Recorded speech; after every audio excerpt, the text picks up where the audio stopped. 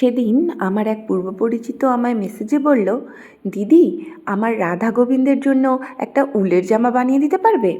আর আমি তাকে নির্দ্বিধায় বললাম, দেখ আমি তো কখনো এরকম জামা বানাইনি, তুই কেমন চাইছিস আমাকে একটু ছবি পাঠা দেখি। সেও সাথে সাথে আমায় দুটো ছবি পাঠালো। ছবি দুটো দেখে মনে হলো, আচ্ছা আমি কি পারবো?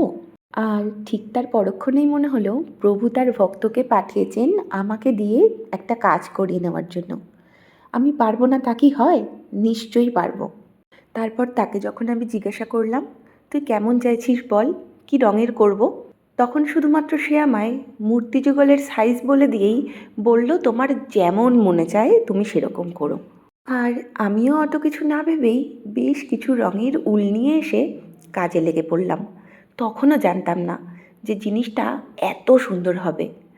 আসলে আমি কিছুই করিনি।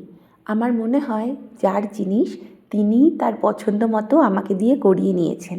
এই সম্পূর্ণ ড্রেসটার টোটালে 7টা অংশ রয়েছে। তার মধ্যে মাধবের 4টে আর রাধারানীর 3টে। এই অংশটা যেটা তোমরা এই ভিডিওতে দেখছো, এটা রাধারানীর ঘাগরার একটি অংশ। আমার অসুস্থতার কারণে আমি সব কটা পার্টের ভিডিও তো রেকর্ড করতে পারিনি, তবে সম্পূর্ণ ড্রেসটার কোনো ভিডিও বা ছবি আমি অবশ্যই শেয়ার করব তোমাদের সাথে।